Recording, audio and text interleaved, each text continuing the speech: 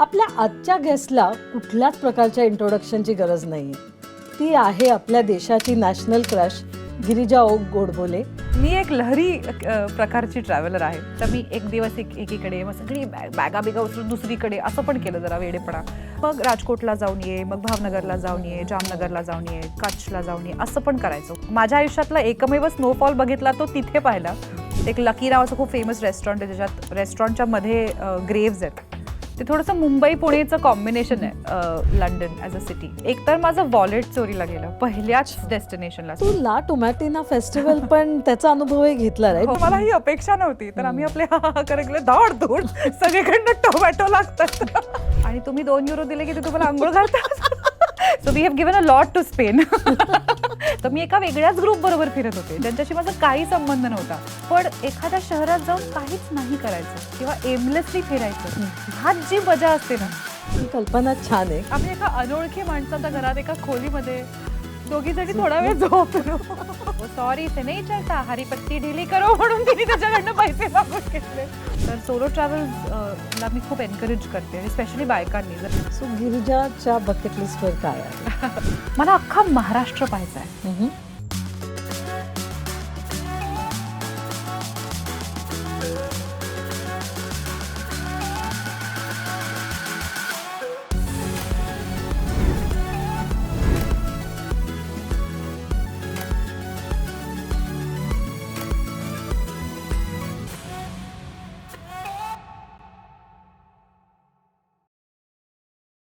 नमस्कार. वीणा वर्ल्डच्या around the world या पॉडकास्टमध्ये तुम्हा सर्वांचे पुन्हा एकदा स्वागत. आपल्या आजच्या गेस्टला कुठल्याच प्रकारच्या इंट्रोडक्शनची गरज नाही आहे. ती आहे आपल्या देशाची नॅशनल क्रश गिरिजा ओक गोडबोले, एक उत्कृष्ट अभिनेत्री. गिरिजा, नमस्कार and welcome to around the world. Thank you so much. म्हणजे मला मजा येतेच आहे, पण आज मला वाटतं आपल्या सगळ्या दर्शकांना पण around the world with Girija Oak फिरायला खूप खूप खूप मजा येणार आहे. I hope so too. So Girija, एक आहे ना, मी तुला प्रश्न विचारणार होते की what type of a traveller are you? Are you adventurous? Are you more into culture? Are you more into shopping or food? पण मला एक बातमी म्हणजे कळाली, आणि मला वाटतं ह्याचं उत्तर थोडंसं मला मिळालं आहे, कारण तू उद्याच निघणार आहे पॉंडिचेरीला जायला, आणि ते सुद्धा सर्फिंग शिकायला. सो हे कसं घडलं? मी एक लहरी प्रकारची ट्रॅव्हलर आहे. बऱ्याचदा ना आमच्या क्षेत्रात असं खूप तारखा बाजूला ठेवून प्लॅन करून ट्रॅव्हल करणे हे शक्य होत नाही. आणि सहसा मोठे ट्रॅव्हल प्लॅन्स करायचे असले तर ते काही महिने आधी करणं योग्य असतं, कारण तिकीट प्राइसेस, बुकिंग्स, मग नंतर काही सापडत नाही. तर असं जनरली करता येत नाही, कारण अचानक काहीतरी काम येतं किंवा असलेलं काम पुढे सरकतं आणि मग सगळा बदलावं पचका लागतं. होतो. किंवा इतरांबरोबर प्लॅन केला असला तर मग ठीक आहे, मग तुम्ही जा, मी नाही येत, असं होतं. असं बऱ्याचदा झालंय माझ्या बाबतीत. तर आता मी असं ठरवलंय की मध्ये एक छोटीशी विंडो दिसली आणि सगळं जमून आलं की फार विचार करायचा नाही, बुकिंग करून टाकायचं, निघून जायचं. नाही तर काय ते होत नाही. सो असंच मी बसल्या बसल्या इंस्टाग्रामवरती एक जाहिरात पाहिली. सर्फ क्लब ऑफ इंडिया नावाची एक संस्था आहे, त्यांची एक फक्त 10 मुलींसाठी ऑल विमेन्स सर्फ ट्रिप होती, एक 3 दिवसांची. तर इट सीम डुएबल. तर मी फार विचार नाही केला, मी आपलं करून टाकलं बुकिंग आणि आता मी चालले. अमेझिंग. म्हणजे साऊंड्स गुड. सो याआधी काही ॲडव्हेंचर स्पोर्ट्स इतरही तू केले असतीलच नक्कीच, कारण जर एका मिनिटात असं ठरवून तू सर्फिंगला जाते, सो आय एम शुअर इतर प्रकारचे ॲडव्हेंचरस स्पोर्ट्स पण तू केलेस. खूप नाही, म्हणजे मला आवडत नाही अशातला भाग नाहीये. मी न्यूझीलंडमध्ये एक ते स्काय टावर आहे ज्याच्यावरून उडी मारता येते, असं ती उडी मारली आहे, किंवा अशा काही काही गोष्टी केल्यात. मी स्नॉकलिंग केलंय किंवा या प्रकारच्या गोष्टी केल्यात. यापेक्षा जास्त फार एक्स्ट्रीम ॲडव्हेंचर्स मी अजून काही, म्हणजे मी स्काय डायव्हिंग वगैरे नाही केलंय, जे मला करायची इच्छा आहे. तर माझं असं ठरलंय की माझा मुलगा एक 18 वर्षाचा झाला की मी करीन. म्हणजे काही व्हायचंच असेल माझा बरं वाईट तर तो किमान अडल्ट तरी होऊन जाऊ दे, असं आपलं माझं ठरलंय. पण मला आवडेल असं काहीतरी करायला. किंवा मी स्कीइंग शिकले आहे, पण ते मी बरंच लहान असताना, म्हणजे शाळेत कॉलेजमध्ये असताना हिमाचल प्रदेश माउंटेनिअरिंग इन्स्टिट्यूटचा एक स्कीइंग कोर्स असतो, सो तो मी केला आहे बेसिक लेवलचा. सो असं काही काही मला आवडतं करायला. असं म्हणतात ना, स्विमिंग एकदा शिकलो की कधी विसरत नाही. मला वाटतं स्कीइंगचंही थोडंफार तसंच आहे. एकदा स्लोप्सवर गेली की ते परत आठवेलच. आज ॲब्सोल्युटली. आज जर स्कीइंग करायचं असेल तर कुठे जाऊन करावं असं वाटेल तुला? ऑनेस्टली मी ह्याचा फार विचार केला नाहीये, कारण मी तर सोलांग नालाला हं. स्की केलं, म्हणजे जिथे मी शिकले. हं. आता with the changing situations in snow and patterns, मला असं कळतंय की जिथे आधी स्नोफील्ड्स होते तिथे आता स्नोच नसतो, किंवा आता अजून वर जावं हं. लागतं. So I have to do my research. In fact मी 2 वर्षांपूर्वी काश्मीरला गेले होते आणि मी गुलमर्गला गेले, आणि माझ्याकडे त्या गोंडोला राईडच्या एका फेजचं तिकीट होतं आणि दुसऱ्या हं. फेजचं तिकीट नव्हतं. सो मी ते अफरावतला वरती जे जाता येतं ते आमच्याकडे अवेलेबल नव्हतं, आणि मी काहीतरी कसं तरी मॅनेज करून मी समहाऊ ते तिकीट मिळवलं, आणि आम्ही खूप उशिरा निघालो. मग आम्हाला अजून पुढे वर जायला खूप उशीर झाला. असं करत करत आम्ही तिथे पोचलो, आणि तिथे मे महिन्यात स्नोफॉल झाला, जो कधी होत नाही. हं. तिथे त्या लोकांना पण आश्चर्यच वाटत होतं की आत्ता कसा काय स्नोफॉल झाला. सो मी माझ्या आयुष्यातला एकमेव स्नोफॉल बघितला तो तिथे पाहिला, आणि तोही असा बिनबादल मौसम बरसात. बरसात सारखा, काय बिन मौसम हां. स्नोफॉल सारखा पाहिला. सो अशा काही खूप क्रेझी गोष्टी होतात. सो दॅट्स अनदर प्लेस जिथे लोक स्की करतात. आय थिंक मी बरोबर. त्या करेक्ट. त्या हां. गोंडोला राईड हां. मध्ये I could see ski marks over there. In fact जगभरातून सगळे येतात काश्मीरमध्ये स्कीइंग येस, करायला. येस. हो. तिथे नक्कीच जायला आवडेल. अपार्ट फ्रॉम दॅट, तुम्ही सांगा मला, you are the travel expert. नाही, नक्कीच तुला कुठे-कुठे जगात पाठवता येईल हे आपण नक्कीच बघू. पाठव. पण मला त्याच्या आधी सांग, तू आता बरीच फिरली आहेस तशी, तर तुझी सगळ्यात आवडतं ठिकाण कोणतं आहे? अ, भारतात का भारताबाहेर? दोन्ही. दोन्ही? ओके, मी भारतातलं आधी हं. सांगते. मला एक खूप माझं एक खूप असं अनयुज्युअल प्रेम आहे अहमदाबाद या अच्छा. शहराबद्दल. मी म्हणजे सगळं एक्स्पेक्ट केलं, पण अहमदाबाद हे एक्स्पेक्ट नव्हतं केलं. अहमदाबाद हे शहर मला, मी मी पहिल्यांदा अहमदाबादला गेले, गुजराती नाटकांचे प्रयोग माझे तिथे असायचे. हं. तर आता मराठी नाटकं जशी मुंबई पुण्यात मेनली होतात, हं. मोठे प्रयोग, हं. मोठी प्रयोग संख्या तिथे होते, आणि मग बाकी इतर ठिकाणी जिथे जिथे मराठी नाटक फिरू शकतं तिथे. तसं गुजराती नाटक हे मुंबई आणि अहमदाबादमध्ये मेनली होतं. हं. सो जितके आमचे मुंबईत प्रयोग व्हायचे तितकेच आमचे अहमदाबादला पण प्रयोग व्हायचे, किंवा आम्ही अहमदाबादला बेस करून मग राजकोटला जाऊन ये, मग भावनगरला जाऊन ये, जामनगरला जाऊन ये, कच्छला जाऊन ये, असं पण करायचो. म्हणजे गुजरातमधला बेस अहमदाबाद असायचं. तर एकेकाळी, आता त्याची प्रयोगसंख्या कमी झाली आहे, पण आम्ही असे 2-2 महिने अहमदाबादला राहिलोय. वॉव! तर रोज रात्री शो, किंवा एकाड एक दिवस, किंवा कधीतरी वीकेंडला शो, आणि मग दिवस फ्री अख्खा. हं. तर मग काय करायचं? मग सुरुवातीला आसपास कुठेतरी फिरा, काहीतरी बघा, आणि मग मी अख्खा अहमदाबाद फिरून काढला. हं.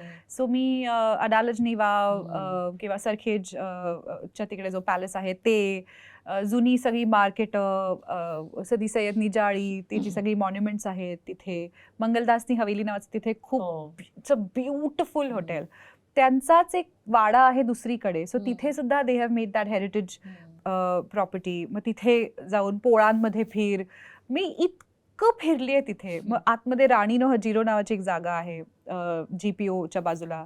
ते एक लकी नावाचं खूप फेमस रेस्टॉरंट आहे, त्याच्यात रेस्टॉरंटच्या मध्ये ग्रेव्ज आहेत. सो युअर इटिंग असं बनमस्का चहा, आणि शेजारी एक कबर आहे. So wow! असं ते ग्रेव्हयार्ड मध्ये हं. रेस्टॉरंट बनवलंय, आणि त्याला त्या ग्रेव्ज काढून टाकायच्या नव्हत्या, हं. ॲज काय म्हणतात त्याला, रिस्पेक्ट टू द हं. Departed.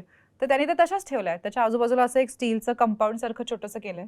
So you literally eating next to a grave stone. It is very interesting. So ते एक तिथे आहे. असं खूपच मजेदार शहर आहे ते, आणि खूप वेगवेगळ्या प्रकारचे तिथे अनुभव, आणि खूप वेळ मी तिथे काढलाय. मग गामठीवाला म्हणून एक तिथे हँडब्लॉक प्रिंटर्स आहेत, त्यांच्याकडून कपडे विकत घेणे, आणि नवरात्रीची मी वेगवेगळ्या सीझन्समध्ये, वेगवेगळ्या काळांमध्ये तिथे गेले. त्यामुळे अहमदाबाद हे माझ्या खूप मनाच्या जवळचं ठिकाण आहे. त्या व्यतिरिक्त मी भारतात अनेक ठिकाणी फिरले, आणि मला खूप ठिकाणं आवडली पण आहेत. But like I sed, Ahmedabad is a very special place in my heart. नाही, खूपच छान वाटतंय. म्हणजे एवढा वेळ कुणाला अहमदाबादमध्ये मिळाला तर त्याचा एक सदुपयोग तू केलास असं म्हणायला Yes. काहीच हरकत नाही. मला सांग, तिथे आता तू एवढे दिवस होती, तर जर कोणी अहमदाबादला जात असेल, आणि अर्थातच गुजरातच्या टूर्स आता बऱ्याच जातात. लोकं गुजरातला जातात, स्टॅच्यू ऑफ युनिटी बघतात. बरीचशी ठिकाणं गुजरातमध्ये बघतात. पण अहमदाबादला गेल्यावर नक्की काय खावं? खाण्याच्या बाबतीत काही आह, सजेशन आहेत का? अरे, अहमदाबादला खूप आहे खाण्यासारखं. तर आता मी 2 कॅटेगरी मध्ये सांगते. जर स्ट्रीट फूड असं काय काय खायचं असेल तर एक लॉ गार्डन नावाचा रस्ता आहे जिथे एक मार्केट आहे जिथे तुम्हाला खूप अशा निकनॅक्स आणि आपल्याकडचा लिंकिंग रोड किंवा जनपथ कसे स्ट्रीट्स आहेत तसं ते आहे. तिकडे फॅब्रिक्स, ज्वेलरी, सगळ्या प्रकारच्या गोष्टी मिळतात. सो ते शॉपिंग पण होऊ शकतं. तिथे आसपास खूप छान रेस्टॉरंट्स आणि ते सगळं आहे आणि तिथे त्याला लागून एक गल्ली आहे जिथे खूप कमाल मूगवडे आणि अशा सगळ्या गोष्टी मिळतात. So that is a great place to eat. Tagore hall, town hall नावाची एक जागा आहे, नॉट टागोर, टाउन हॉल, ज्याच्या समोर लाईनीत खूप वेगवेगळे काठियावाडी फूड जॉईंट्स आहेत. आय होप ते अजूनही असतील कारण ते असे छोटेसे आहेत आणि कुठेतरी असं खाली बेसमेंटला जाऊन वगैरे बसावं लागतं. अत्यंत साधी जागा. So that is one kind. आणि जर थोडं फॅन्सी खायचं असेल तर मी मंगलदास बद्दल जे म्हटलं, हाऊस ऑफ MG नावाचं त्यांची प्रॉपर्टी आहे. तर अहमदाबादचा जो सिम्बल आहे असा एक कमानीच्या आकाराचा असा एक आणि आतमध्ये खूप इंट्रिकेट कार्विंग आहे, त्याला अहमदाबादचा सिटी सिम्बल म्हणतात. तर दॅट प्लेस इज कॉल्ड सिद्धी सय्यदनी जाळी. तर ती सिद्धी सय्यदनी जाळी जे ऍक्च्युअल मॉन्युमेंट आहे त्याच्या समोर घर आहे. तर ते एका फॅमिलीचं अँसेस्ट्रल घर आहे ज्याच्यात त्यांनी आता हॉटेल्स आणि रेस्टॉरंट्स केले. तर तिथे अगासिया नावाचं एक रेस्टॉरंट आहे. अगासिया म्हणजे टेरेस बेसिकली. सो तिथे तुम्हाला एक प्रॉपर गुजराती थाळी मिळते आणि खूपच कमाल जागा पण आहे, खूप कमाल जेवण पण आहे आणि जरा फॅन्सी हवं असेल तर तिथे पण जाता येईल. छान. म्हणजे हा ऐकूनच असं वाटतं जाऊन अहमदाबादची पटकन एक वीकेंड ट्रिप तरी करून यावी. डन. पण मला सांग, ओके, मग इंडियाच्या बाहेर तुला कुठली जागा खूप आवडली?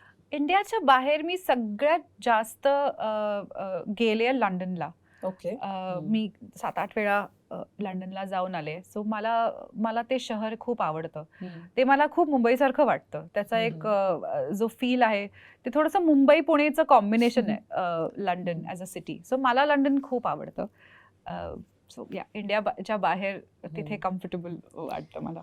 आणि असं कुठलं ठिकाण आहे का जिथे वाटतं मला परत कधीच जायचं नाहीये इथे? नाही असं मला वाटत. म्हणजे काही ठिकाणी फिरताना बरे वाईट अनुभव आले आहेत, म्हणजे सगळ्यांनाच येतात. पण मला असं त्या जागेला पूर्णपणे असं खोडून टाकावंसं नाही वाटलंय. मला असं वाटलंय की पुन्हा एकदा तिथे जर मला जाता आलं तर कदाचित मला चांगल्या मेमरीज बनवता येतील आणि त्या जागेशी माझं असलेलं नातं सुधारेल. तर मला I would like to give everything a second chance. ही कल्पना छान आहे की कितीतरी गोष्टींमुळे ट्रॅव्हल करताना इतर गोष्टी होऊ शकतात. सो जर पहिल्यांदा काही नीट नाही झालं तर आपण सेकंड टाइम नक्कीच जाऊन एक वेगळा अनुभव घेऊ शकतो. पण प्रवास करताना अनेक प्रकारचे अनुभव घेतात. सो असा एक क्रेझी अनुभव काही आला का कधी? आय थिंक मी स्पेनला गेलेली असताना त्या एका ट्रिपमध्ये खूप गोष्टी घडल्या. एकतर माझं वॉलेट चोरीला गेलं पहिल्याच डेस्टिनेशनला. सो आम्ही मड्रिडमध्ये पोचलो, 1 दिवस राहिलो, दुसऱ्या दिवशी आम्ही पॅलेस बघायला गेलो आणि पॅलेस बघून परत येत असताना कोणीतरी माझ्या बॅकपॅकमधनं माझं वॉलेट काढलं आणि आम्हाला खूप लोकांनी सांगितलं होतं की बार्सिलोनामध्ये स्पेनमध्ये पिकपॉकेटिंग होतं, बी केअरफुल.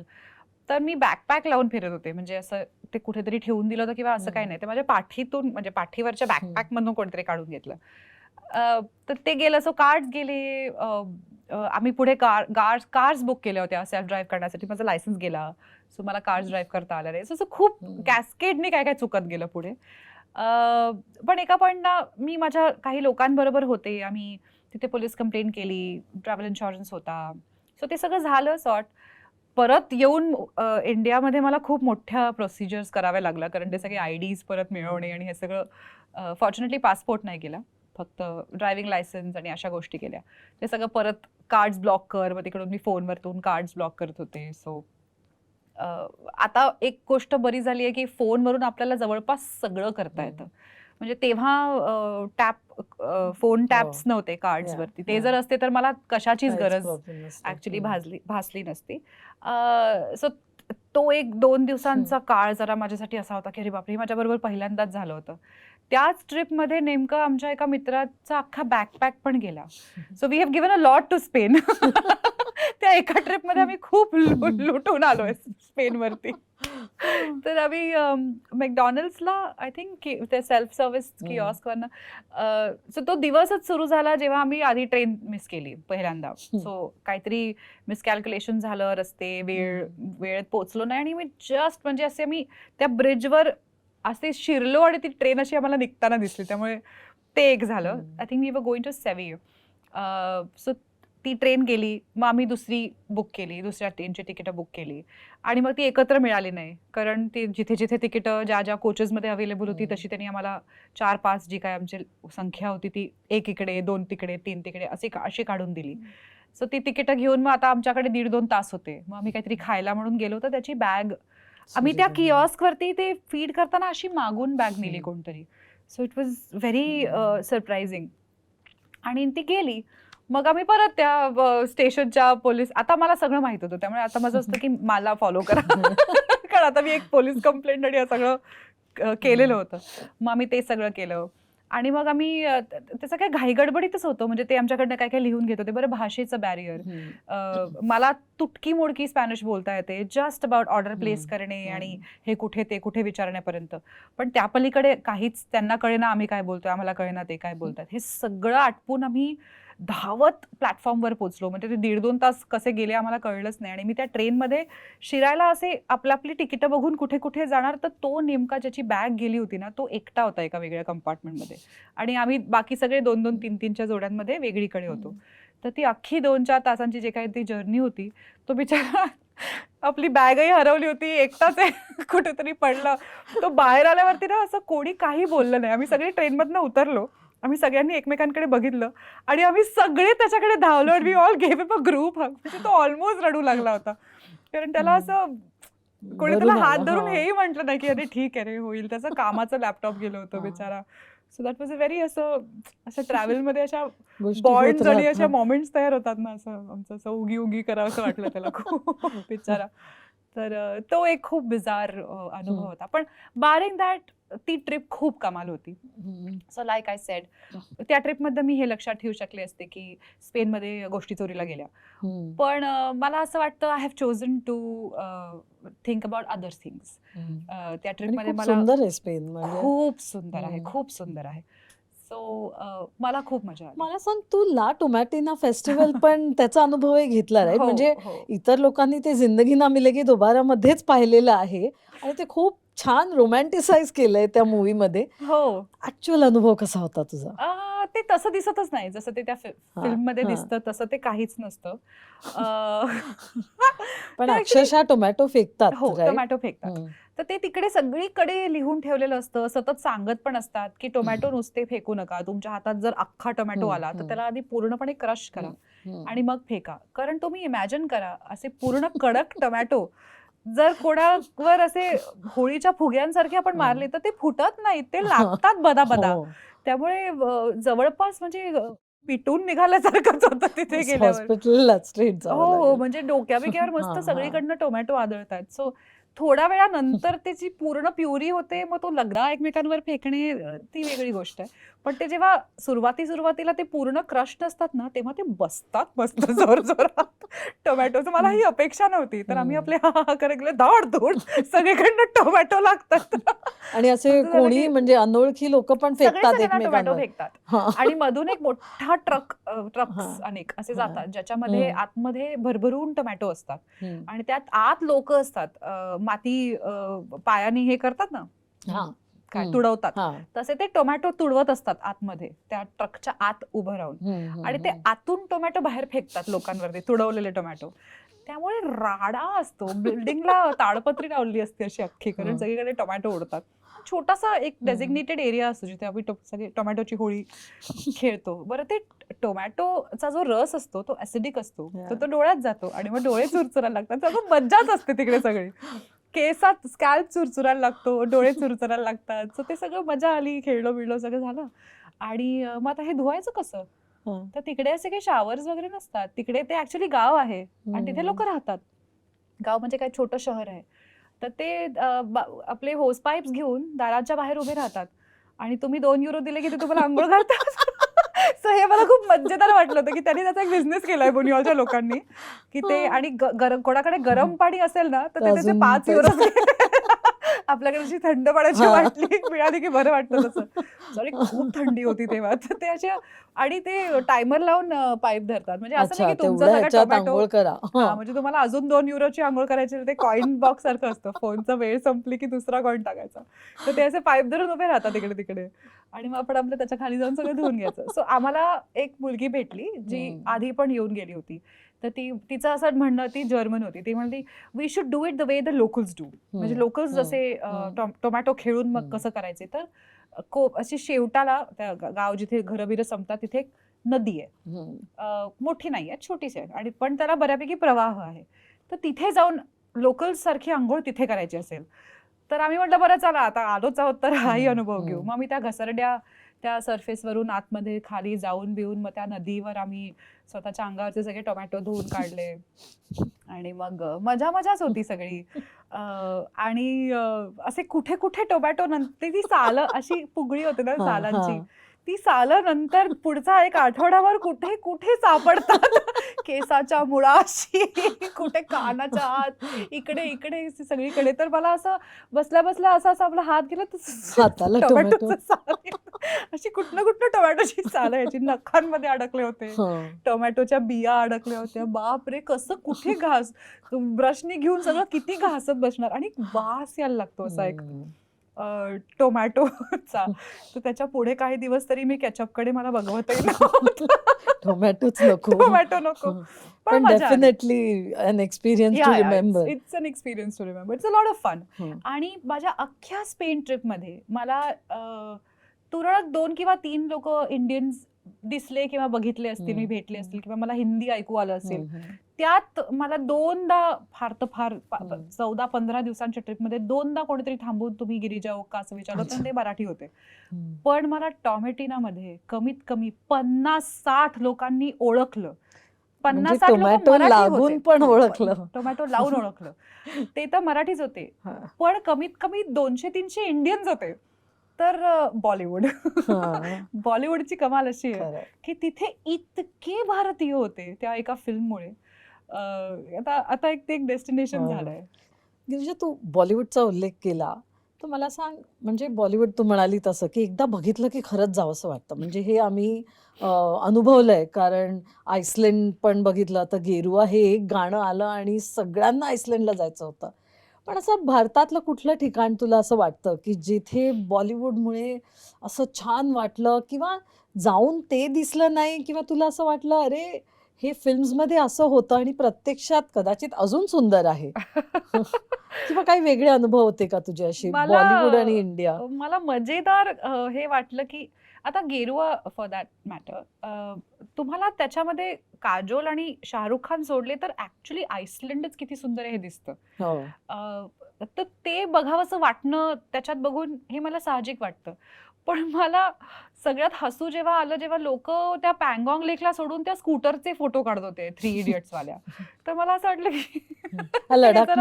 लडाखमध्ये सो इतका सुंदर लेक आहे it is such a beautiful place पण सगळ्यात जास्त गर्दी एक स्कूटर म्हणजे असे नाही तिकडे खरा आमिर खान दिसतोय एक स्कूटर आहे ठीक आहे पण स्कूटर म्हणजे ते खरंही नाहीये ते एक साधारण तशा मेकचं एक तिकडे आणून ठेवलेलं आहे आणि तिकडे त्याने एक 3 इडियट्स पॉइंट म्हणून त्याची जाहिरात केली तर मला हे खूप फनी वाटलं होतं की ते पँगॉंग लेक सोडून सगळे स्कूटर बरोबर फोटो काढत होते तर खूप सुंदर आहे लडाख आणि मी अजून काही वेगवेगळ्या रूट्सनी नुब्रा व्हॅलीला जाताना आम्ही एका रूटनी गेलो सुमूर व्हॅली म्हणून एक आहे तिथून मग तिथे हॉट वॉटर स्प्रिंग्स आहेत आणि मग नुब्रा बघून मग परत येताना मग बिस्किट आणि त्या मॉनेस्ट्रीज आणि असे परत आलो तर ते इतकं सुंदर आहे पण तिथे दर काही अंतरावरती ह्या ब्रिजवर बरं का त्यांचा तो सीन शूट झाला होता सांग हे कदाचित असंही असेल की मी ह्या क्षेत्रातली असल्यामुळे मला त्याचं फार अप्रूप नाही पण लोकांना खूप कौतुक होतं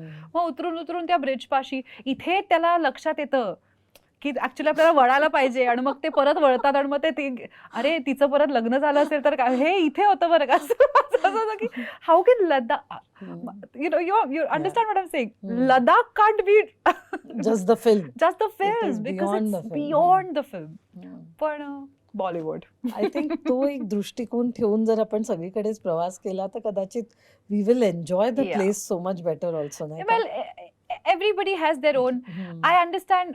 जर कोणीतरी ती फिल्म बघून, त्यांना फिल्म बघून लडाखला जावंसं वाटलं हो. असेल आणि खूप अशी इच्छा असेल की आपण ते, त्यांच्यासाठी ती स्कूटर महत्वाची असेल. महत्वाची आय आहे. Can understand. जसं मी माझ्या आयुष्यात पहिल्यांदा जेव्हा इंग्लिश नाटकातल्या लाईन्स वाचल्या किंवा त्या परफॉर्म केल्या, त्या एका वर्कशॉपमध्ये मला शेक्सपियरच्या एका नाटकातला एक्झर्प दिला होता परफॉर्म करायला. सो मी पहिल्यांदा शेक्सपियर इन इंग्लिश तिथे वाचलं. सो मी खूप फॅसिनेटेड होते जेव्हा मी लंडनला गेले होते. I wanted to go see Shakespeare's village, Stratford upon Avon जी आहे ती. मग तिथे त्याचं सगळं छोटं छोटं प्रिझर्व केलेलं आहे, त्याचा बेड आणि मग त्याची ती स्टोरी आणि मग त्याचं घर आणि मग ही खिडकी, मग इकडनं ते लेदर गुड्स विकायचे वगैरे वगैरे, ते सगळं मला खूप मजा आली होती बघायला. तिथे राहणाऱ्या कदाचित कोणाला तरी असं वाटलं असेल की एवढं काय ठीकच आहे. So it also depends on तुम्ही कुठनं येताय. सो कॉन्टेक्स्ट महत्वाचं आहे Context की कुठल्या महत्वाचं आहे. ह्याच्यात पाहिलंय काय. तू आता उल्लेख केला, तू म्हणजे नाटकं सुद्धा केली आहेत, मूवीज ऑफकोर्सच होतात आणि त्याच्यासाठी बरंच फिरावं पण लागतं, कारण आता आपण बोलत होतो तसंच अनेक मूवीज हे अनेक वेगवेगळ्या लोकेशन्सवर शूट होतात, हे होतात. मग असं कामासाठी जाताना म्हणजे अहमदाबादचाही उल्लेख केलास तू की ते हे झालेलं आहे. पण असं कुठलं ठिकाण होतं की जिथे तुला असं वाटलं, अरे थोडा अजून वेळ पाहिजे होता, हे बघून घेतलं असतं मी? असं मला सतत वाटतं. आणि मी शक्यतो असा प्रयत्न करते की मी कामासाठी जर जाणार असेल तर मी एखाद दिवस एक्स्ट्रा, 2 दिवस आधी असं काहीतरी जमवायचा प्रयत्न करते. मी लखनौला वॅक्सिन वॉर नावाच्या फिल्मचं शूट, सगळंच शूट लखनौला केलं. अच्छा. तर सुरुवातीच्या शेड्यूलला जेव्हा मी गेले होते तेव्हा मला एकही दिवस मिळाला नाही फिरायला. आणि मी तशीच गेले आणि परत आले. आणि मी लखनौ बद्दल 1.5 तास बोलू शकते. इतकं सुंदर आहे ते, जेवणापासून ते सगळ्याच गोष्टींपर्यंत. तर मी दुसऱ्यांदा जेव्हा मला एका ॲडिशनल सीनसाठी बोलवलं, जे आधी प्लॅनमध्ये नव्हतं, पण ते जेव्हा बोलवलं तेव्हा नेमकं माझ्याकडे होते 4-5 दिवस एक्स्ट्रा. सो मी ते जरा ट्रिप एक्सटेंड केली. आणि मग मी 2-4 वेगवेगळ्या प्रॉपर्टीजना राहिले सुद्धा. म्हणजे मला असं बघायचं होतं की लखनौमध्ये जुन्या हॉटेल्समध्ये काय साधारण. तर मी एक दिवस एकीकडे, मग सगळी बॅगा बिगा उचलून दुसरीकडे, असं पण केलं जरा वेडेपणा. आणि मग मी फिरले खूप. तर एक जाफरभाई म्हणून आमचे टूर गाईड होते. त्यांनी इतकं प्रेमाने आम्हाला रेसिडेन्सी, लमाटनिया कॉलेज, भूलभुलैया जे आहे, इमामबाडा, दोन्ही बडा इमामबाडा, छोटा इमामबाडा, हे सगळं इतकं सुंदर त्याच्या इतिहासासकट एक्सप्लेन करून सांगितलं. एक ग्रुप आला होता केनियामधून आणि ते सगळे गुजरातीज होते. आणि तसं ते अवेलेबल नव्हते, ते त्या ग्रुप बरोबर एंगेज्ड होते. पण त्यांच्या एका जवळच्या ओळखीच्या व्यक्तीनी मला पण फिरवता येईल का असं त्यांना विचारलं. तर त्यांनी त्या ग्रुपला विचारलं. तर मी एका वेगळ्याच ग्रुप बरोबर फिरत होते, ज्यांच्याशी माझा काही संबंध नव्हता. पण ते पण इतकी गोड लोक होती. त्यांनी काय काय जेवण बिवण पॅक करून आलं तर ते मलाही देत होते वगैरे. असे आम्ही फिरलो सगळे. मी त्यांच्या गाडीत, मी त्यांच्याच काय सगळ्या ट्रिपमध्ये बरोबर, त्यांच्याच बरोबर माझी तिकीट काढली जात आहेत. सगळं त्यांच्याच बरोबर केलं मी एकटी, आणि त्यांचा अख्खा ग्रुप होता. पण we all got very friendly आणि आम्ही खूप फिरलो. मग 2 दिवस खूप थंडी होती. मग मी ठिकठिकाणी थांबून चहा प्यायलो आणि काय कमाल खायला मिळतं लखनौमध्ये. आणि तो अख्खा ग्रुप व्हेजिटेरियन होता. मी नॉनव्हेज सुद्धा खाते. सो दिवसभर आणि मला व्हेजिटेरियन खायला खूप आवडतं.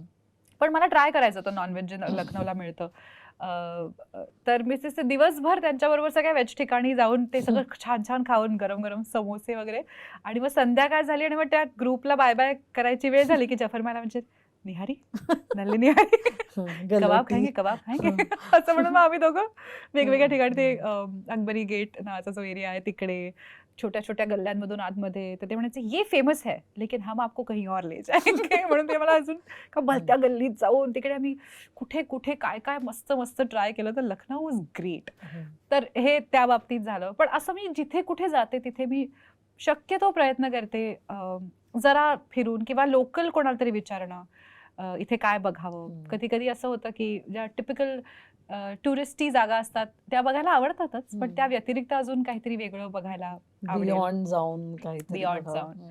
पण मला खरंच जेन्युइनली असं वाटतं की एखाद्या जागी फिरायला जायचं असेल ना, तर तिथे जाऊन काही न करणं हे अनुभवायला पाहिजे. कारण आपण जनरली कुठेही गेलो की आपण प्रत्येक दिवसाचा अख्खा प्लॅन तयार करून जातो.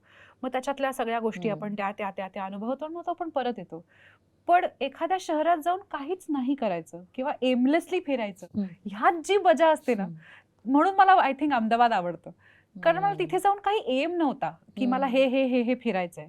मी तिथे राहायला गेल्यासारखी राहायला जायचे. मग रोज सकाळी उठायचं, आज काय करायचं, आज हे करूया, आज काहीच नको करूया, आज एक चक्कर मारून येऊया, एक नवीनच जागा सापडली, असं जे होतं ना. तर तुम्हाला जर शक्य असेल तर एखाद्या ठिकाणी सगळे दिवस प्लॅन नका करू, एखादा दिवस असाच राहू द्या की असंच फिरता येईल छान आपल्याला एखादी कल्पना आहे गोष्ट. ही. म्हणजे एक सगळं साईटसीइंग अगदी बांधून ठेवण्यापेक्षा तिथे जाऊन त्या त्या शहराचा, त्या जागेचा एक ॲक्चुअल लोकल फ्लेवर देखील आपल्याला येतो. आणि मला वाटतं की जेव्हा सुरुवात केली आपण, तेव्हा मी म्हटलं what type of a traveller are you? पण हळू मला वाटतं प्रत्येक गोष्टच त्यातली टिक ऑफ होते. कारण ॲडव्हेंचरही तू केलं. कल्चर देखील तुला बाकीचं बघायला एम-जी, हाऊस ऑफ एम-जी ह्याचा उल्लेख पण तू केलास. आणि आता फूड म्हणजे लखनौचा एक जी खायची जी मजा आहे, म्हणजे स्पेशली हिवाळ्यात, ती देखील तू आता सांगितलीस. मला Yes. असं वाटतं की एक हळू सगळेच बॉक्सेस टिक ऑफ होणार आहेत आणि एक वेल डेव्हलप्ड ऑल राउंड ट्रॅव्हलर असं म्हणायला हरकत नाही. असं अगदीच म्हणायला पण हरकत तू नाही. सोलो ट्रॅव्हल सुद्धा करते का? एकटी हो, जातेस का? हो. मी खूपदा सोलो ट्रॅव्हल्स केलेत. मी पहिल्यांदा विपश्यना करायला जेव्हा गेले होते, तेव्हा मी लदाखला एकटी गेले हं. होते. मग त्या ग्रुपमध्ये मला काही लोकं सापडले, ज्यांना एकत्र फिरायची इच्छा होती, पण आमची काहीच परस्पर ओळख नव्हती. आम्ही एकत्र गेलो, फिरलो. आता आम्ही फारसे कॉन्टॅक्टमध्ये पण नाही आहोत. हं. तेवढ्या ट्रिपपुरते आम्ही एकत्र हां. होतो. पण खूप मजा आली. मी म्हणजे विदाऊट फॅमिली असं पण ट्रॅव्हल केलंय, ॲब्सोल्युटली सोलो पण हं. ट्रॅव्हल केलंय. आणि मला वाटतं स्वतःबरोबर एकट्याने वेळ घालवणं आणि त्याच्याबरोबर कम्फर्टेबल होणं हे खूप गरजेचं असतं, कारण ते आपल्याला परत आल्यानंतर पण कामाला येतं. सोलो ट्रॅव्हलला एन्करेज केलं पाहिजे. हं. अनफॉर्च्युनेटली आपल्याकडे तसं इन्फ्रास्ट्रक्चर बायकांच्या सोलो ट्रॅव्हलसाठी सगळीकडेच कंड्युसिव्ह आहे अशातला हं. भाग नाही. काही ठिकाणी सोलो ट्रॅव्हल करताना भीती वाटते थोडीशी. होपफुली ते चित्र सुधारेल आणि बायकांना अधिकाधिक ऑपॉर्च्युनिटीज मिळतील की त्यांनी एकटेने, म्हणजे ग्रुपमध्ये इतर बायकांबरोबर हे करावंच किंवा फॅमिली बरोबर आणि फ्रेंड्स बरोबर, पण ॲब्सोल्युटली एकट्याने प्रवास करणं ह्यात जी मजा असते ना, हं. ती काही औरच असते. कुठल्या अशा ठिकाणी जावंसं तुला आवडेल, जायला आवडेल? सोलो ट्रॅव्हल आता जर करायचं असेल पुढच्या वर्षभरात, तर कुठे जाशील तू? मला अख्खा महाराष्ट्र पाहायचा आहे. हं, हं. पूर्ण व्यवस्थित. म्हणजे बऱ्याच ठिकाणी मी फिरले आहे. बरेच गड किल्ले मी पाहिले आहेत. लहान असतानापासनं माझा एक वाढदिवसच आम्ही रायगडावर सेलिब्रेट केला होता. अरे वाह! सो माझी ती टकमक टोकाची मेमरी खूप वाढदिवसाशी कनेक्टेड आहे. It's a very strange combination की मी तिथे वाटेत असताना कुठेतरी एक छोटासा एक तो पेस्ट्रीसारखा केक आणला, तर मी ऑलमोस्ट टकमक टोकाच्या त्या खालच्या साईडला हं. केक कापला होता. सो माझा वाढदिवसच रायगडावर सेलिब्रेट झाला होता. पण मला महाराष्ट्रात खूप बरंच काही आहे जे मी पाहिलं नाहीये. ते मला फिरायला आवडेल. आणि हे मी यासाठी पण म्हणते की मला सगळ्यात जास्त सेफ आणि कम्फर्टेबल माझ्या राज्यात वाटतं. एकतर मला भाषा बोलता येते. बरोबर. 4 लोकं मला कदाचित ओळखू शकतील हं. याची संभावना असते. कुठेही आपण महाराष्ट्रात असलो, म्हणजे मी जरी कुठेही असले हं. तरी कुठेही मला एक व्यक्ती नक्की सापडेल की ज्याला मी हक्काने हे सांगू शकेन. तर मला सुरुवात करायला आवडेल महाराष्ट्र बघण्यापासून. सगळी मंदिरं, गड किल्ले, आर्किटेक्चरली जे काही मला बघायचं राहून गेलंय ते सगळं. खाण्याच्या बाबतीत तर काय कमाल आहे आपलं राज्य. सो ते सगळं करायला आवडेल. मला माझंच शहर पण नीट फिरायला आवडेल. म्हणजे मी मुंबईत अगदी लहान असतानापासून राहिले. पण आपण ज्या शहरात राहतो तिथे आपण फारसं बाहेर जाऊन राहणे, दुसऱ्या हॉटेल्समध्ये राहणे वगैरे हे सगळं करत नाही. तर मला एकदा ताजमध्ये जाऊन राहायचंय माझ्याच शहरात. इतकी आयकॉनिक जागा आहे ती. तर आणि मी तिथे कधीच राहिले नाहीये. तर मला एकदा जी बाहेरून येऊन लोक मजा घेतात, ती एक्झॅक्टली मजा आपण स्वतः आधी घ्यावी. आपण एकदा, कारण आपल्या हं. शहरात आपण कधीच बाहेर हं. जात नाही असे राहायला. नक्कीच. आणि तू जेव्हा जाशील तेव्हा नक्कीच Instagramवर पोस्ट कर, म्हणजे आम्हाला देखील तुझ्याबरोबर या सगळ्या ठिकाणी फिरता येईल. अगदी. सो तू म्हणते ते अगदी बरोबर आहे. म्हणजे आपण कधी-कधी आपल्या घरातनं निघून आपलं शहरच बघत नाही आणि ते ताजमध्ये जाऊन राहणं, मला वाटतं हे सगळ्यांच्याच मनात असेल. आपण कधी-कधी बोलत नाही. पण तुला असं नाही का वाटत, की स्वतःच्या शहरात काय आपण स्वतःच्या घरातनंही निघत नाही. म्हणजे स्पेशली विमेन जेव्हा आपण कामं करतोय किंवा यू आर वर्किंग किंवा घराची काळजी घेतोय, मुलांची काळजी घेतोय, तर कुठेतरी एक हॉलिडे घेणं म्हणजे गिल्टी आहे, गिल्टी फिलिंग येतं. म्हणजे it's like a guilty pleasure almost. आणि खरं तसं नसावं. काय वाटतं तुला या बाबतीत? अर्थातच तसं नसावं. मला वाटतंय सगळ्यांनी ट्रॅव्हल केलंच पाहिजे आणि त्यांना ते त्यांच्या मर्जीनी करता आलं पाहिजे. बऱ्याचदा ट्रॅव्हल प्लॅन करताना सुद्धा मग लहान मुलांना कुठे जायला आवडेल आणि मग घरातले निर्णय ट्रॅव्हलिंग बद्दलचे कोण घेतायत हे बघणं फार इंटरेस्टिंग असतं. तुम्हाला जास्त याचे अनुभव असतील. तुमच्याकडे जेव्हा लोक टूर पॅकेजेस बुक करायला येतात तेव्हा who is taking decisions on where to travel? It's generally the men in the family. नाहीतर देवाधर्माचं काहीतरी असेल तर मग ते बायका ठरवतात, नाही या मंदिरात जाऊन यायचं किंवा या देवदर्शनाला जाऊन यायचं. तसं ते थोडंसं तसं बायफर्केट झालंय. पण प्युअरली मजा म्हणून, मला मज्जा येईल किंवा मला वेगवेगळे अनुभव घेता येतील म्हणून फिरायचं, असं म्हणून किती बायका घरातून बाहेर पडतात फिरायला. तर याचे व्हेरियस फॅक्टर्स आहेत. तुम्ही म्हणालात तसं की घर सोडून, जबाबदाऱ्या सोडून मला कुठेतरी निघून जावं, हे खूप लोकांना असं अरे बापरे वाटतं. किंवा आता हे इतकं अरे बापरे वाटतं की त्याबद्दल चित्रपट बनतात. म्हणजे एक मला आठवतं साक्षी तन्वरची शॉर्ट फिल्म होती ज्यात ती कुठेतरी फिरायला चालली आहे, तर तिचा नवरा तिला म्हणतो बघ हं तुला जमेल की नाही, आणि मग ती फायनली मला जायचंय म्हणून ती बाहेर पडते आणि मग ती परतही येते बहुतेक काहीतरी असं पण काहीतरी होतं. किंवा इंग्लिश मध्ये पहिल्यांदा श्रीदेवी जेव्हा बाहेर पडते तेव्हा तिचं काय होतं आणि मग नंतर ती फिल्म कशी येते आपल्यासमोर, तिची जर्नी कशी येते. तर हे तर खूप वर्षानुवर्ष आपण ह्याच्याबद्दल कथा कादंबऱ्या लिहित आलोय, चित्रपट बनवत आलोय. पण त्यांनी बायका किती बाहेर पडतायत हे मला माहित नाही. तर मला माहितीये तुमचे ऑल विमेन टूर्स असतात, ज्याबद्दल मला माझ्या आईनीच सांगितलं होतं की तिने हे कुठतरी वाचलं आणि ती म्हणाली हे कमाल आहे, हे जायला मलाही आवडेल. म्हणजे जरा कम्फर्टेबल वाटतं, एक काहीतरी मनात असं एकतर नाव म्हणजे या ट्रॅव्हल कंपनीचं नाव ऐकलं की हा म्हणजे यांचं नाव ऐकलेलं आहे, यांच्याबद्दल मला माहिती आहे, तर ती खात्री वाटते. शिवाय बायका असतील बरोबर. सो मला वाटतं एक आस्पेक्ट हा आहे की आपल्या घरातल्या जबाबदाऱ्या सोडून येणे किंवा मी एकटीच कशी काय जाऊ, मी कसं काय काहीतरी मजा आणि गिल्ट याचं काहीतरी एक समीकरण बायकांच्या मनात होतं. मुलांना कसं सोडून जाऊ, ते एक असतं. आणि दुसरं असतं सेफ असेल का. सो हे दोन्ही प्रॉब्लेम जर सॉल्व्ह करता आले तर आय थिंक जास्तीत जास्त बायका बाहेर पडतील फिरायला. तर सेफ्टी हा एक खूप मोठा कन्सर्न आहेच. आणि आता मी रिसेंटलीच एक आर्टिकल वाचत होते ज्यात एक खूप कमाल गोष्ट माझ्या लक्षात आली आणि माझ्या आत्तापर्यंत हे असं प्रकर्षाने लक्षात आलं नव्हतं. तर ते त्या आर्टिकलमध्ये लिहिलं होतं की हे बायका यांना सेफ वाटत नाही, याला एक ऍक्च्युअल कॉस्ट आहे. तर ती कशी, तर बायका आपल्या रेग्युलर ट्रॅव्हल प्लॅन्स मध्ये पुरुषांच्या तुलनेत जास्त पैसे खर्च करतात सेफ्टी विकत घेण्यासाठी. म्हणजे पब्लिक ट्रान्सपोर्ट पेक्षा मी जर एक खात्रीच्या माणसाची प्रायव्हेट टॅक्सी, तू 4 पैसे जास्त घे बाबा पण मला सेफ राहू दे, किंवा एखाद्या लॉजमध्ये एखाद्या हॉस्टेलमध्ये आपली सोय करण्यापेक्षा मी जरा एका बऱ्या चेन असलेल्या किंवा फ्रँचायझी असलेल्या हॉटेलमध्ये राहते ज्याचं नाव आहे, त्याचे जरा 4 पैसे जास्त असेल तरी काही हरकत नाही, मी सेफ आहे ना. असे 4 पैसे जास्त म्हणत तुम्ही ऍक्च्युअली सेफ्टी विकत घेताय. आणि ही खूप लाजिरवाणी गोष्ट आहे की बायकांना बेसिक लेवलला मला हानी होणार नाही यासाठी पैसे खर्च करावे लागतात आणि सेफ्टी विकत घ्यावी लागते. हा त्यांच्याकडे प्रीमियम आहे, सेफ्टीला एक प्रीमियम आहे. यापेक्षा वाईट गोष्ट काहीच नसू शकते. आणि हे मी पण केलंय, बऱ्याचदा केलंय. म्हणजे नको असं कुठलं तरी नाव न ऐकलेलं हॉटेल नको, मग त्यापेक्षा आपण अमुक ठिकाणी राहूया, थोडे जास्त पैसे गेले तर काय, आपण सेफ राहू ना. तर ते थोडे जास्त पैसे it's a failure of the system, की मला एका बेसिक ठिकाणी सेफ वाटत नाही राहायला. आणि हे खूप लोक यावर ही कॉमेंट करून मोकळे होतील, हो पण हा तुमचा चॉईस आहे ना.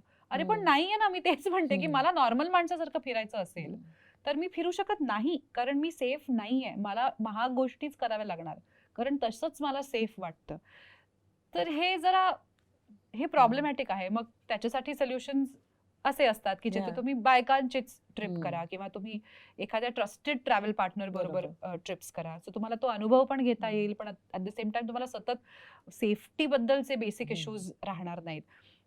पण आपापली ट्रिप प्लॅन करून त्याच्यामध्ये येणाऱ्या सगळ्या अडचणी आपापल्या रिझॉल्व्ह करून ते सगळं स्वतः पार पाडून परत आल्यावर जी मजा येते ना, ती जास्तीत जास्त बायकांना घेता यावी यासाठी सगळ्यांनी प्रयत्न करावे. Something as simple as washrooms असणे, फॅसिलिटीज अवेलेबल असणे बायकांसाठी सगळीकडे. ज्या मोठे मोठे रस्ते आपण बांधतोय त्यामध्ये आपण हे किती याचा विचार करतोय.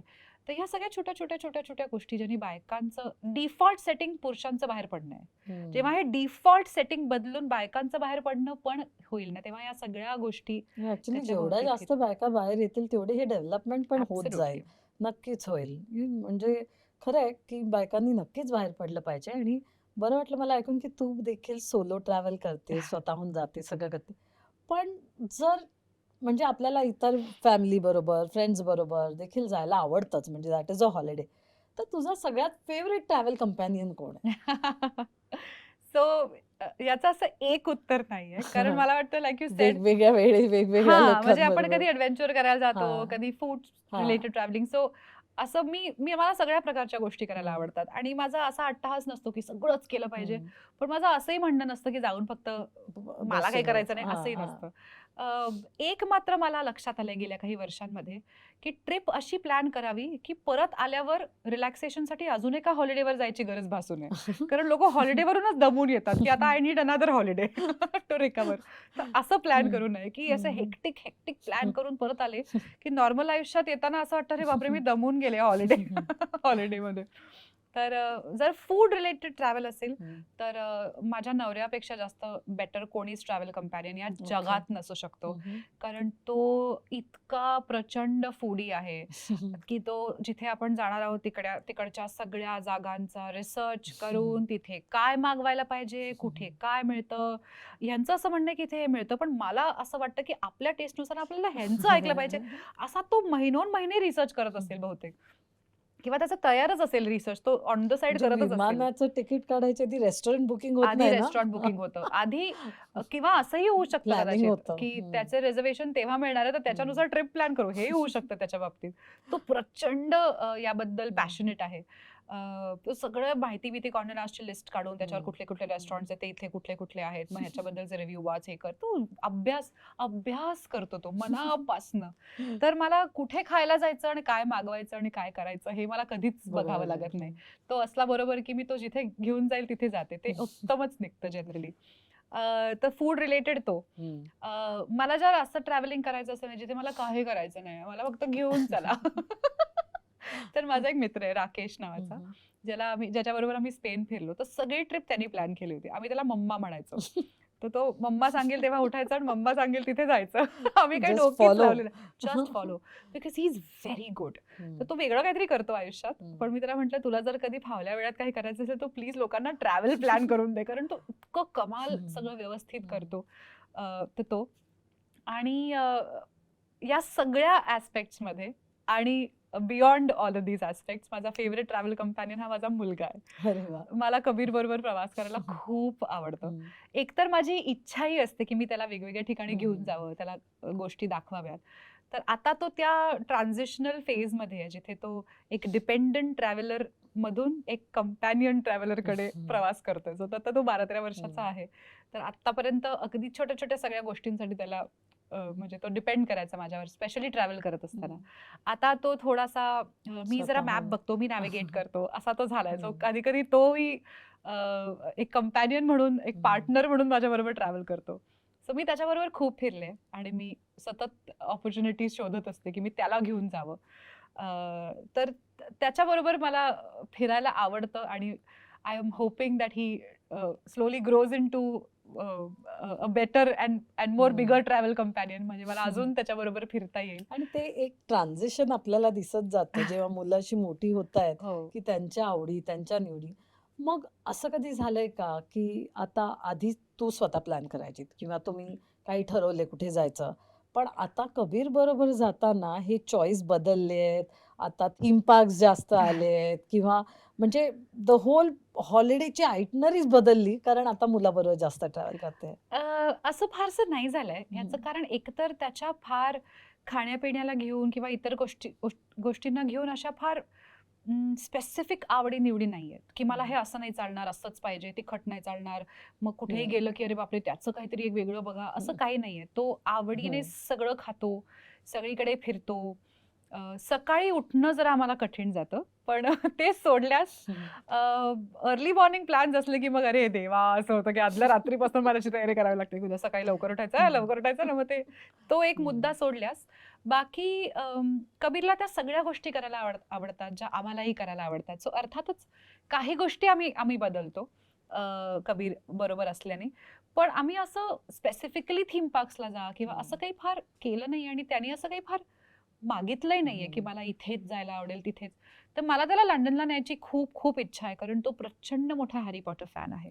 सो मला त्याला तिथे न्यायची नक्की इच्छा आहे आणि होपफुली लवकरच न्यायची इच्छा आहे, कारण तो एका वयाच्या पलीकडे गेला की कदाचित त्याला त्याचं पुढची काही वर्ष अप्रूप वाटणार नाही आणि मग तो परत माझ्या वयाचा झाला की त्याला नॉस्टॅल्जिया म्हणून त्याचं अप्रूप वाटेल. सो आत्ता जर जमलं तर मला त्याला पुढच्या काही दिवसांमध्ये त्या एका थिमॅटिकली काहीतरी गोष्टीला न्यायचंय. पण आता त्याला हे आवडेलच जर मी त्याला उद्या युनिव्हर्सलला नेलं किंवा असं कुठे नेलं तर त्याला ही मजाच येईल.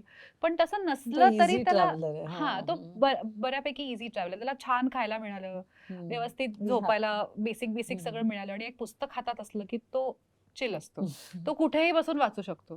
तर त्याचा आयडियल ट्रॅव्हल मधला जो फ्री वेळ असतो तो काय असतो, एका छान ठिकाणी जायचं आणि पुस्तक वाचायचं.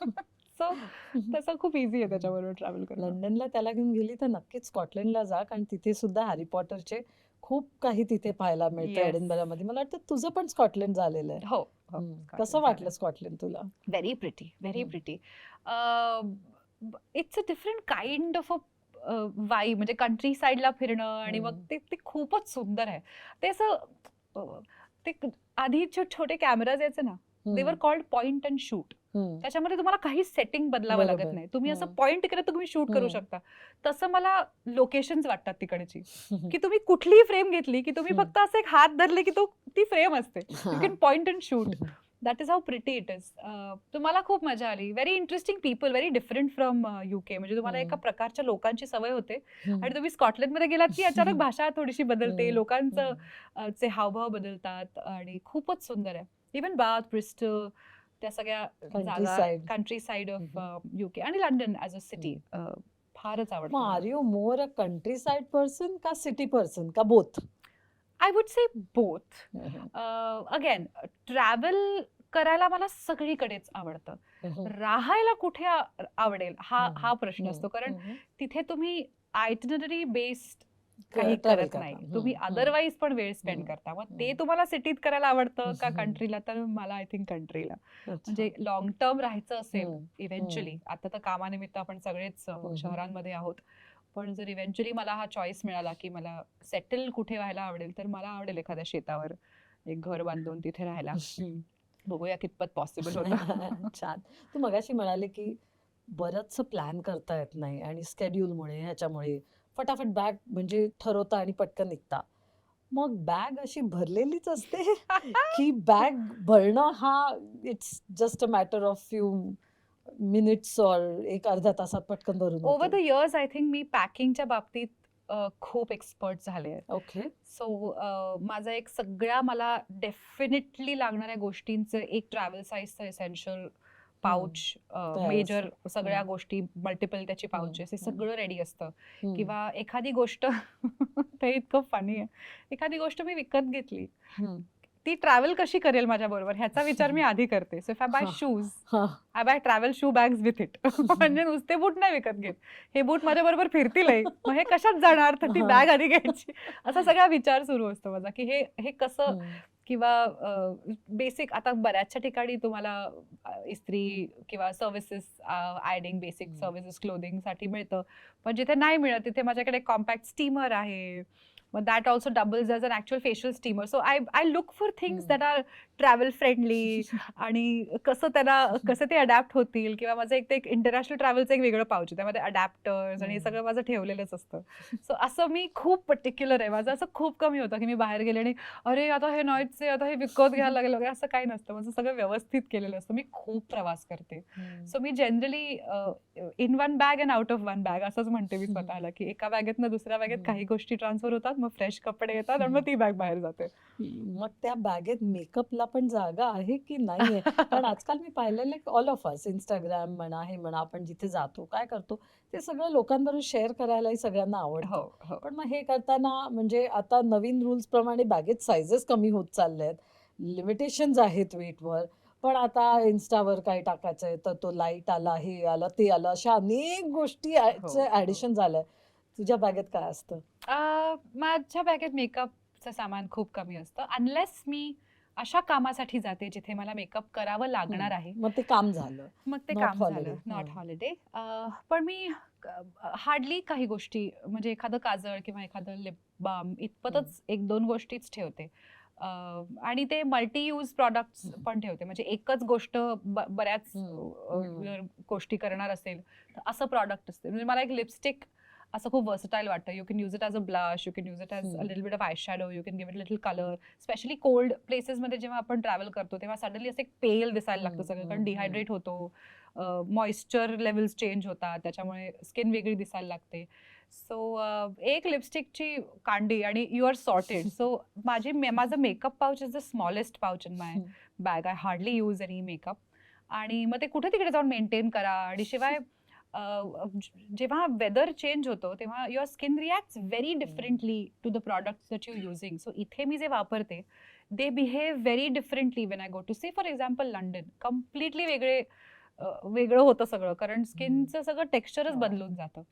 सो एक गोष्ट मी नक्की करते की माझे जे स्टेपल मॉइश्चरायझर्स आहेत किंवा ज्या गोष्टींनी ड्रायनेस होणार नाही आणि त्रास होणार नाही ह्यासाठीच्या ज्या गोष्टी आहेत त्या मी सगळ्या डेफिनेटली कॅरी करते. अपार्ट फ्रॉम दॅट मेकअप मी एरवी पण मेकअप करत नाही, त्यामुळे makeup doesn't take up any space in my bag. But I can imagine जर तुम्ही इन्फ्लुएन्सिंग या दृष्टीने त्याच्याकडे बघत असाल किंवा किंवा तसंही नाही, actually I take my words back. If makeup makes you feel good, put it in your bag. It's all right. That's nice. If And it if you makes you don't take feel it, तर विकत घ्या. yeah, for all you म्हणजे Yeah. whatever makes you feel good. If there is a dress in your wardrobe जो तुम्हाला अनेक वर्षांपासून घालायचा होता, but for whatever reason तुम्हाला वाटतं इथे मी घातला तर लोक काय म्हणतील, take it and wear it. You're in a different country, nobody knows you. So हे जे सगळं आपल्या मनात असतं ना, आपल्याला करावं असं वाटत असतं, जे आपण करू शकत नाही, तुम्हाला एक कम्प्लिटली वेगळ्या सेटिंगमध्ये you feel like a new person. So you can do all of that. आणि तुम्हाला जर मस्त मेकअप करून बाहेर पडायचं असेल, जर तुम्हाला त्यांनी खूप आनंद मिळत असेल, तर you must put a big pouch of makeup in your bag. 2 कपडे कमी घेऊन जा, पण please take your makeup. I don't carry it, कारण again like I was telling you earlier, makeup reminds me of work. म्हणजे ते बँकेच्या फायली घरी घेऊन आल्यासारखं वाटतं मला मेकअप घरी आणणं म्हणजे, कारण माझा work day starts with makeup. तर मला फार त्याचं काही वाटत नाही. But if you want to wear makeup, you must wear makeup. Great. So पॉंडिचेरीला तो निघालीच आहे, सर्फिंग करणार आहे. त्याच्यानंतर काय प्लॅन आहे? की प्लॅन्स नाहीच आहेत, पण एक एक बकेट लिस्ट असते. सो गिरिजाच्या बकेट लिस्टवर काय आहे? What are the things that if there are no conditions, no limitations, काय करावं असं वाटेल तुला? लाईक आय सेड, मला I want to start centre out. So जिथली मी आहे, महाराष्ट्र. तर आधी मला जितकं शक्य होईल तितका महाराष्ट्र बघायचा आहे. असं नाही की फक्त ते बघितल्यानंतरच मी बाहेर पडेन, असं काही नाहीये. पण सायमल्टेनियसली मला जितकं शक्य असेल तितकं महाराष्ट्रात जे राहून गेलंय, बरंचसं मी पाहिलं आहे, जे जे राहून गेलंय ते बघायचंय. त्यानंतर अर्थातच भारतातल्या बऱ्याच, मी नॉर्थ ईस्टला अजिबात गेले नाहीये, मी कुठेच गेले नाही नॉर्थ ईस्टमध्ये. सो नेक्स्ट जर मला प्लॅन करता आलं तर मला नॉर्थ ईस्टला जायचंय फॉर शुअर. ते एक माझं राहून गेलंय. मला रण उत्सवला जायचंय. मी इतक्यांदा गुजरातला जाऊनही नेमकी मी त्या काळात कधी गेले नाहीये. मी रण बघितलंय पण उत्सव कधी पाहिला नाहीये. सो ते मला बघायची इच्छा आहे. साऊथ मधलं काय काय फिरायचं राहून गेलंय. सो मी केरळ खूप कमी फिरले त्या मानाने, मग ते मला फिरून बघायचंय. असं भारतात. आणि मग बाहेर म्हणाल तर मला इजिप्त बघायचंय. माझं इजिप्त बघायचं राहून गेलंय. आणि सो स्ट्रेंज, कारण माझी बहीण तिथे राहायची काही दिवस, ती इंटर्नशिप करत होती इजिप्तमध्ये 6-8 महिने. आणि तेव्हा 1-2दा असं झालंही की मी कदाचित जाऊ शकेन, कारण घर होतं तेव्हा तिचं तिथे. पण तेव्हा जमलं नाही. तर मला इजिप्तला लवकरात लवकर जायची इच्छा आहे. आणि मला एकदा अंटार्क्टिकाला जायचंय. Some point in my life I want to go see Antarctica.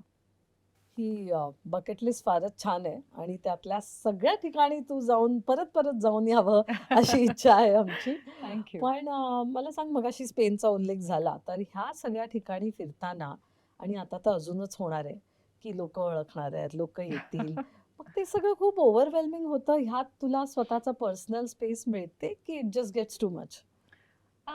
नाही, मला लोकांचं भेटणं हे कधीच ओव्हरवेल्मिंग वाटत नाही. मला वाटतं मी जे काम करते त्याचा हा एक अविभाज्य भाग आहे. ते लोकांनी पाहावं, अधिकाधिक लोकांपर्यंत ते पोचावं, त्यांना ते आवडावं, ह्यासाठीच सगळा आटापिटा सुरू असतो. आणि मग ते एकदा झालं आणि मग ती लोकं आपल्याला येऊन हे सांगू लागली, की कसं आम्हाला तुमचं काम आवडतं किंवा आम्हाला तुमच्याशी बोलायचं नाही बुवा, हे मला जरा इलॉजिकल वाटतं. ह्यासाठीच तर मी जे करते ते करते.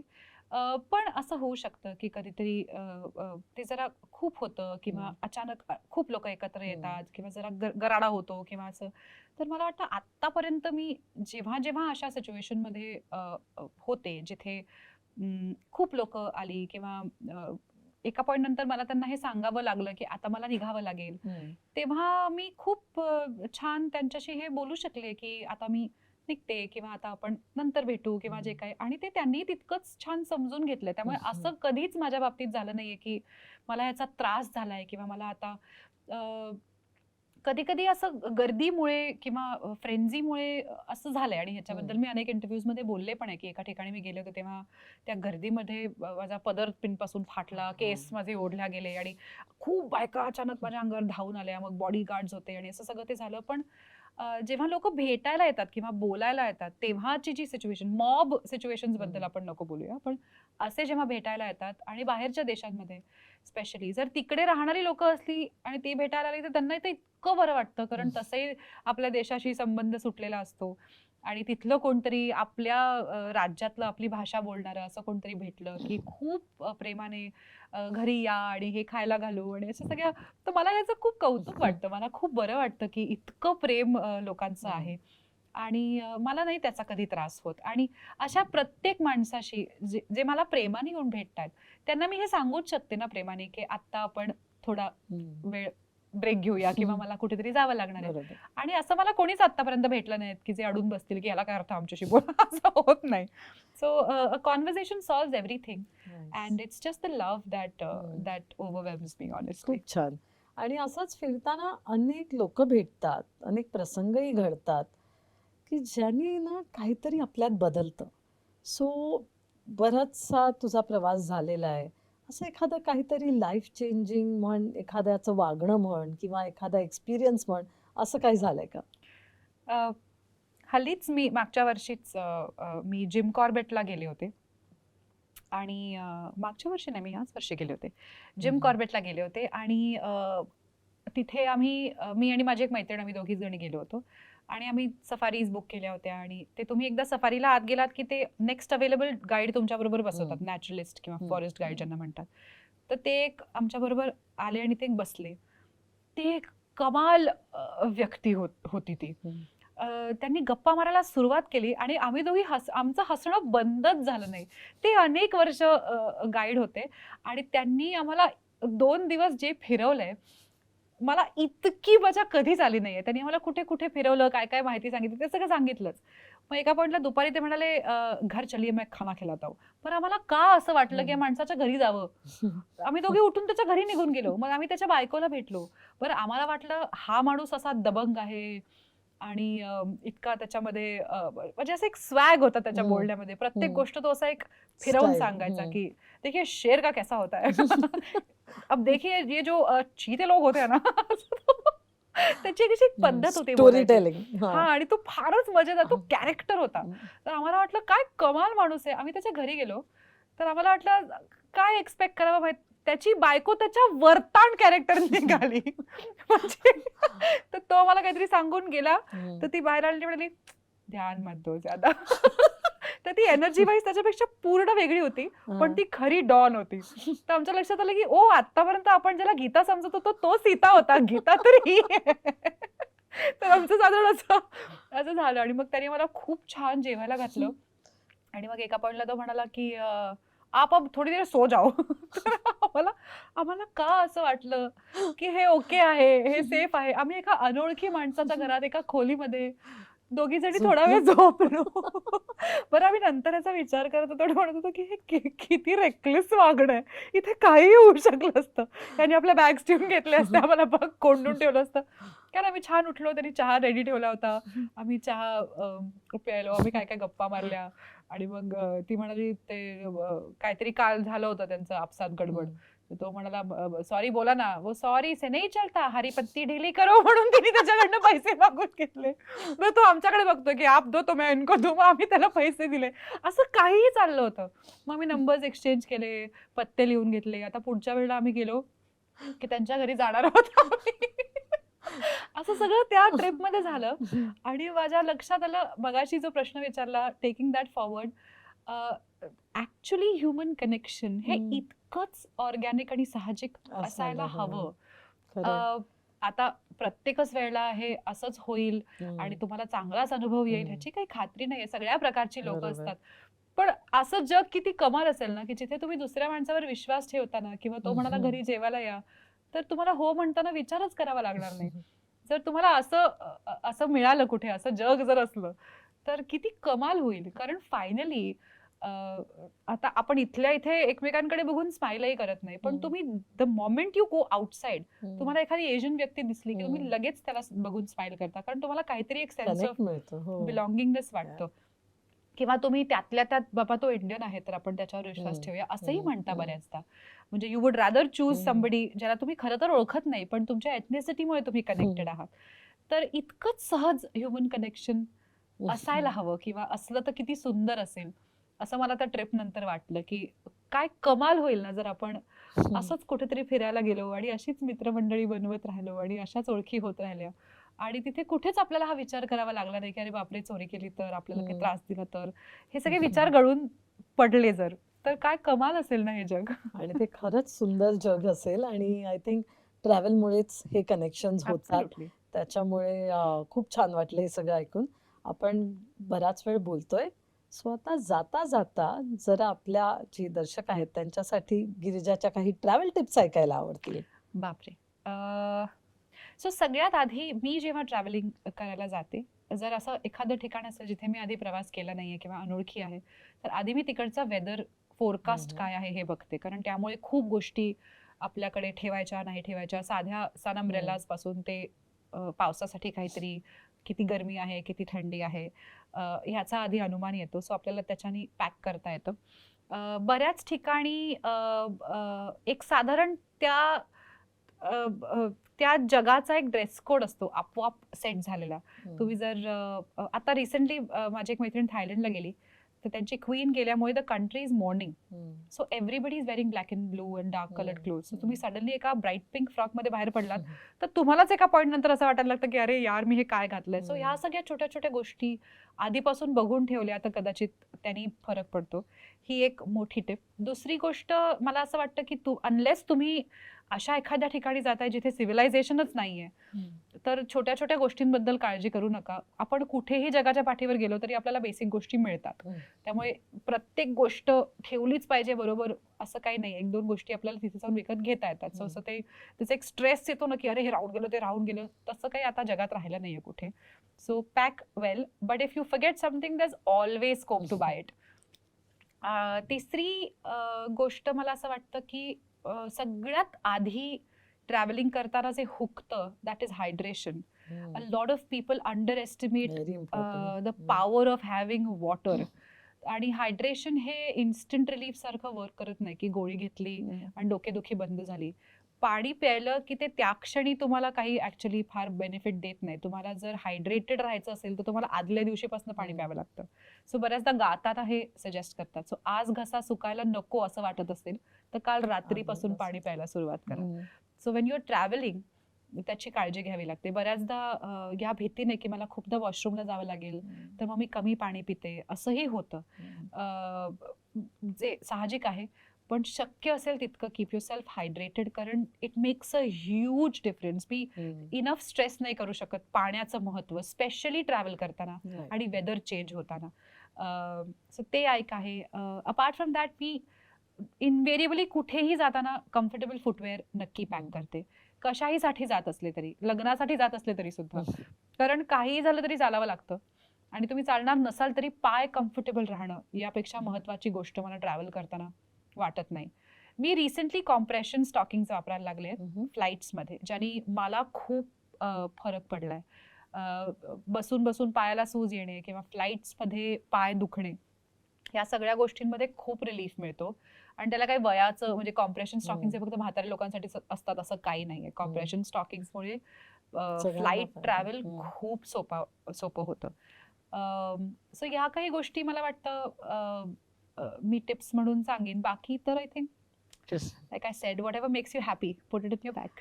And that is excellent. कारण ह्या टिप्स मला वाटतं एक छोटंसं गाईडबुकच म्हणायला हवं.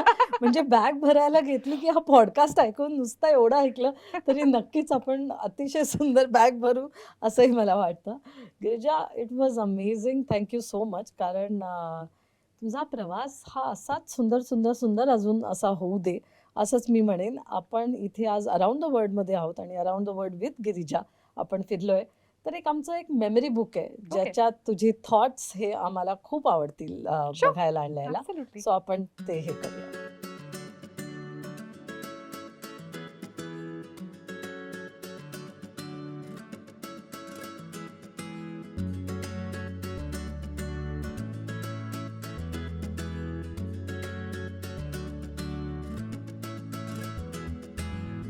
So, Girija, once again thank you so much. आज around the world with Girija Oak आम्हाला फिरायला मिळालंय.